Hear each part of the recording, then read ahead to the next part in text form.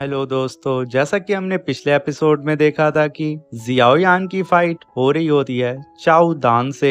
और तभी चाओ दान जियाओ यान से हारता हुआ खुद को देख के वो अपनी 4 हेवनली फायर को बाहर निकाल लेता है और जियाओ यान से कहता है कि जिसके पास जितनी हेवनली फायर होती है वही एक ग्रेट एल्केमिस्ट कहलाता है। ये कह करके वो जियाओ यान की ओर देख रहा होता है।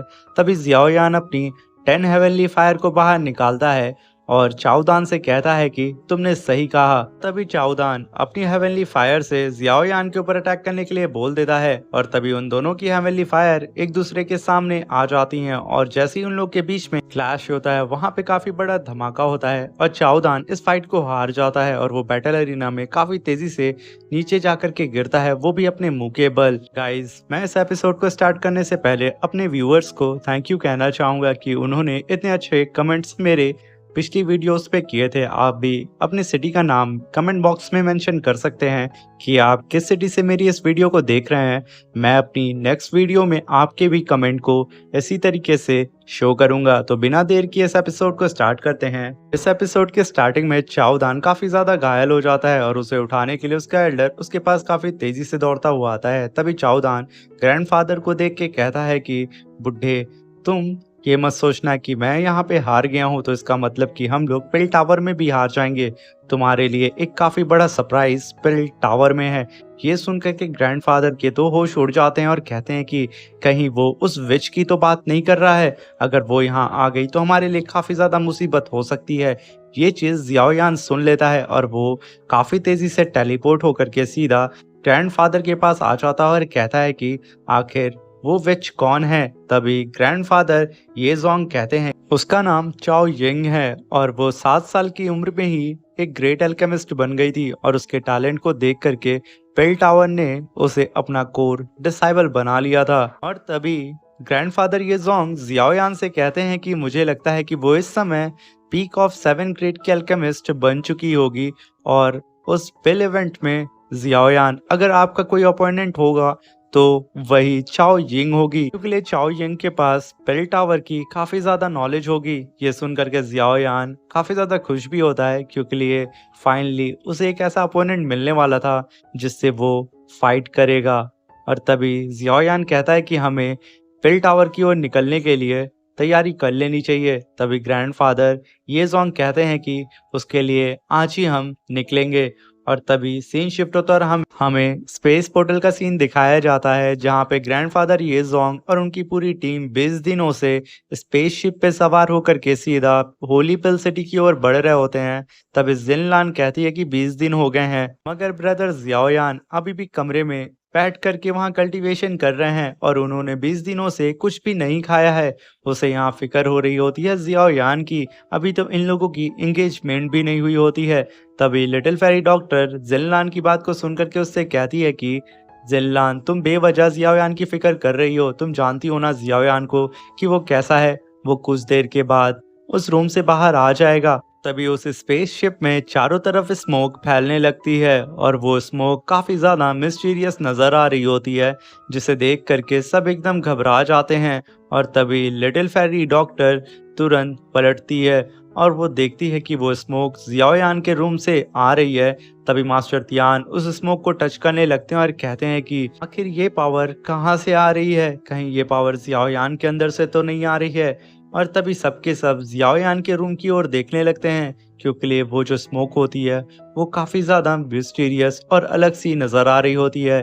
और तभी जियाओ यान अपने रूम का दरवाजा खोलते हुए बाहर निकलता है जिसे देख करके सब एकदम हैरान हो जाते हैं। और तभी मास्टर तियान कहते हैं कि जियाओ यान, आखिर ये कैसा स्मोक है। तभी जियाओ यान कहता है कि ये मेरी सोल फोर्स है। ये सुनकर के मास्टर तियान काफी हैरान होते हैं और कहते हैं कि यानी कि तुमने यहाँ पे सोल रैलम पे ब्रेक थ्रू कर लिया है, जिसे सुनकर के सब एकदम हैरान हो जाते हैं क्योंकि वहां पे किसी को पता नहीं होता है।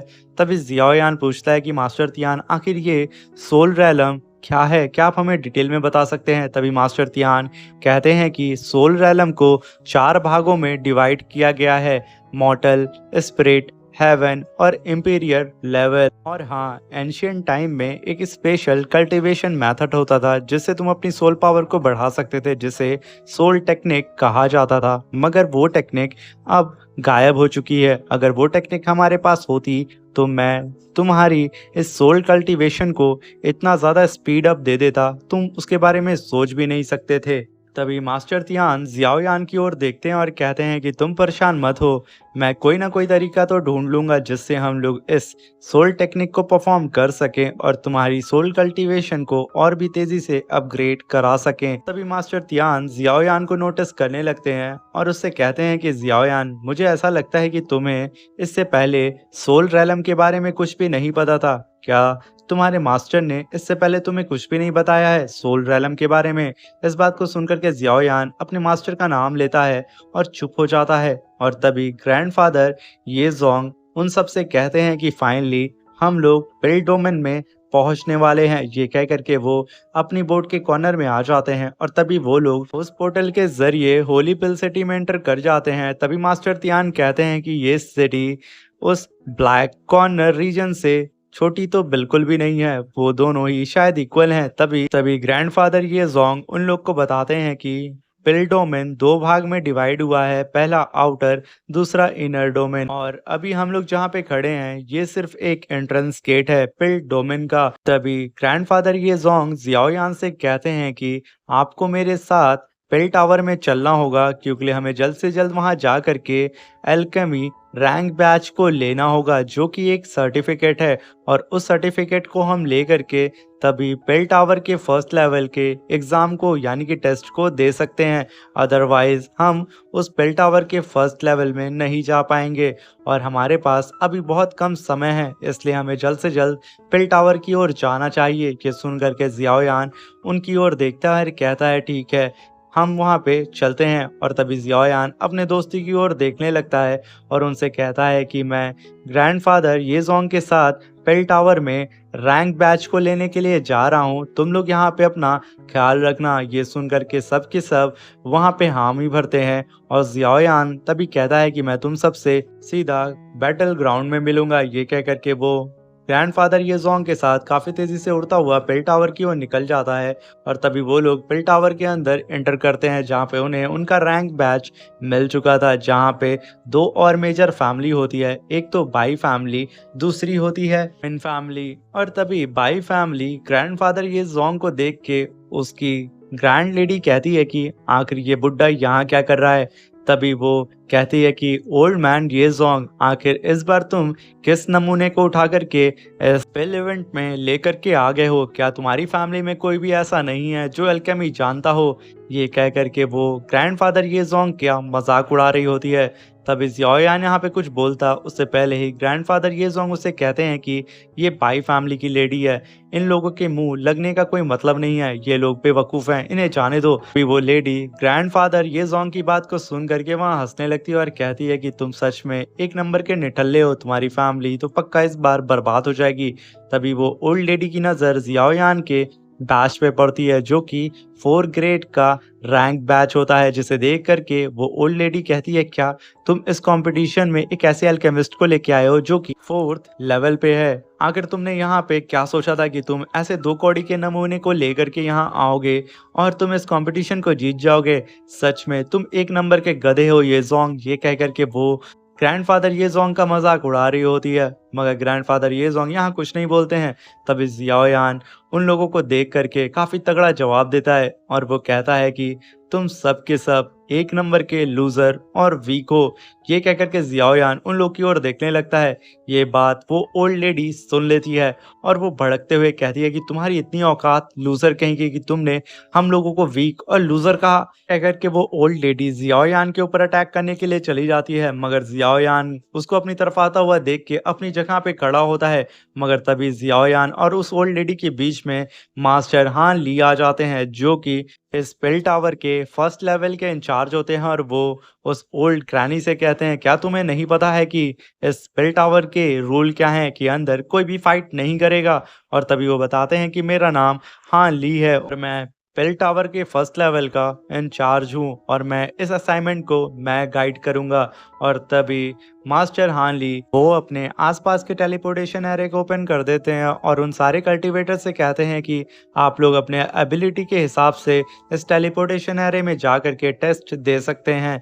और तभी जियाओयान उनकी बात को सुन रहा होता है और तभी जियाओयान कहता है कि सीनियर हानली, क्या मैं आपसे एक फेवर ले सकता हूँ? क्या आप मुझे बता सकते हैं कि इन टेलीपोर्टेशन एरे में सबसे ज़्यादा हाईएस्ट टेस्ट लेवल कौन सा होगा? जिसे सुन करके मास्टर हान ली काफ़ी शॉक्ड होते हैं, मगर जियाओयान का इतना ज़्यादा कॉन्फिडेंस लेवल को देख करके वो इम्प्रेस हो जाते हैं। और तभी वो बताते हैं कि सबसे ज़्यादा हाई ग्रेड का अगर कोई यहाँ पे टेस्ट लेवल है वो है 7 ग्रेड का इंटरमीडिएट टेस्ट लेवल। जिसे सुन करके जियाओयान कहता है कि मैं उसी टेस्ट को देना चाहूँगा। जिसे सुन करके मास्टर हान ली कहते हैं कि तुम एक बार फिर से सोच लो।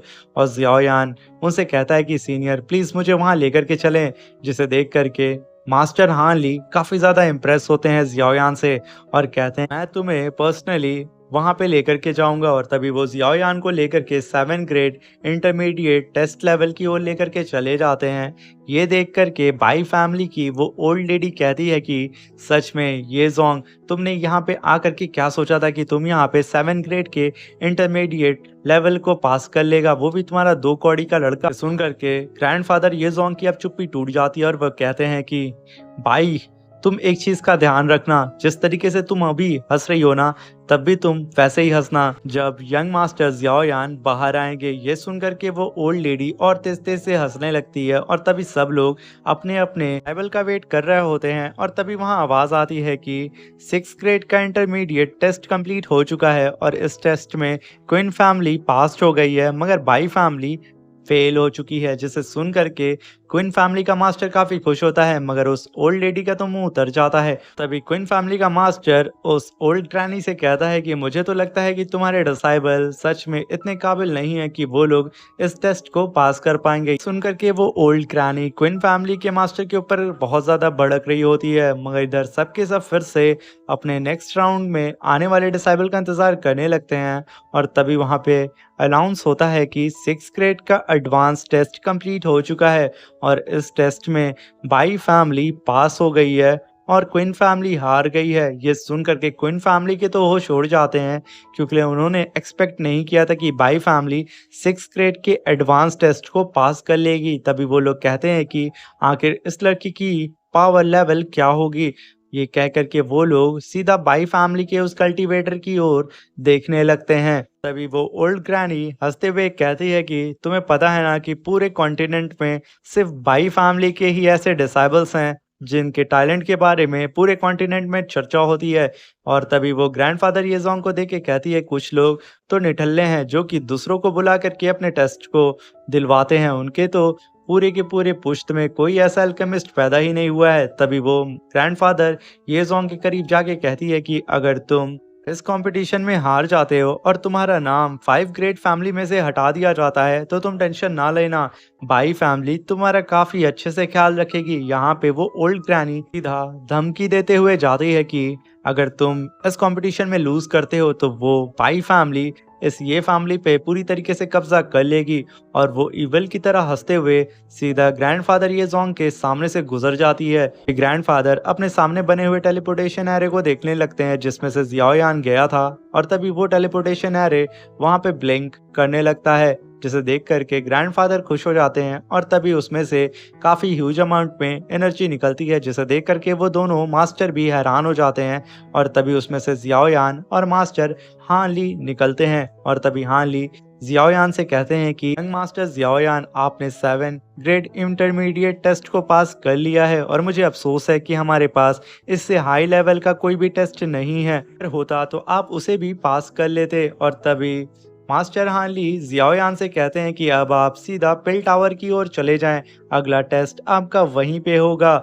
और तभी ये सारी बातें सुन करके ओल्ड लेडी काफ़ी भड़क रही होती है। तभी जियाओयान के पास काफ़ी टशन में फादर ये जोंग जाते हैं और जियाओयान को बधाई देने लगते हैं, जिसे देख करके इस ओल्ड लेडी के तो मुंह जल के राख हो जाता है। वो अपने डिसाइबल से कहती है कि तुम लोग एक नंबर के नाकारा हो, यहाँ पे 4th लेवल का केमिस्ट सीधा जा करके 7 ग्रेड के इंटरमीडिएट लेवल को पास कर लिया है, तुम सब के सब लूजर हो। यहाँ पे वो अपने डिसाइबल्स को उल्टा सीधा बोलने लगती है और कहती है कि जल्दी से सेक की ओर चलो और मैं तुम लोगों का मुंह नहीं देखना चाहती हूँ। वो जैसे ही कुछ कदम आगे बढ़ाती है तभी पीछे से आवाज आती है, ओए बुढ़िया तू रुक जा। जिसे सुन करके वो ऑलरेडी भड़क जाती है और तभी जियायान कहता है कि मैंने तुम्हें यहाँ से जाने की परमिशन नहीं दी है। तभी वो ऑलरेडी कहती है कि आखिर एक लूजर मुझे परमिशन देगा, तुम्हारी इतनी औकात। ये कह करके वो काफी तेजी से जियायान की तरफ पलटती ही है। तभी जियायान पलक झपकते ही अपनी पावर को रिलीज करके सीधा एक पंच उसकी बेली में दे मारता है, जिसकी वजह से जियायान का ऑरा पूरे के पूरे फर्स्ट लेवल के पिल टावर में फैल जाता है। और जियायान की ऐसी कमाल की स्किल को देख करके सब हैरान हो जाते हैं। तभी वो ओल्ड लेडी सीधा दीवार में जाकर के चिपक जाती है और तुरंत जमीन पर गिर जाती है। और तभी जियायान कहता है कि ये पंच मैंने तुम्हें इसलिए मारा है कि तुमने यहाँ पे ग्रैंडफादर येजोंग की बेइज्जती की। अगर तुमने दोबारा ये फैमिली और ग्रैंडफादर येजोंग की बेइज्जती की तो यकीनन मैं पूरी की पूरी बाई फैमिली को तबाह कर दूंगा। ये सुन करके वो ओल्ड लेडी वहां पे उठ भी नहीं पाती है क्योंकि जियायान ने यहाँ पे इतना खतरनाक पंच जो मारा था। वो कोशिश तो करती है उठने की मगर वो जियायान के सामने जरा सा भी उठ नहीं पाती है। तभी जियायान कहता है कि तुम्हारी भलाई इसी में है कि तुम जमीन पर लेटी रहो। और ये कहते ही हमारा ये एपिसोड खत्म हो जाता है। गाइज अगर मेरे चैनल पे नए आए हैं तो प्लीज़ चैनल को लाइक शेयर सब्सक्राइब कर दें और कमेंट बॉक्स में ज़रूर बताएं कि आप मेरी इस वीडियो को किस सिटी से देख रहे हैं और मैं अपनी नेक्स्ट वीडियो में आपके कमेंट का स्क्रीनशॉट लेके उसे ज़रूर शो करूंगा। और मेरे कुछ व्यूअर्स नेपाल और बांग्लादेश के भी हैं। मैं आप सबको तहे दिल से शुक्रिया कहना चाहता हूं कि आप लोग मुझे इतना ज़्यादा प्यार दे रहे हैं, तो ऐसे ही हमें प्यार दिखाते रहें और मेरे चैनल पे लाइक शेयर सब्सक्राइब करके हमें सपोर्ट करें।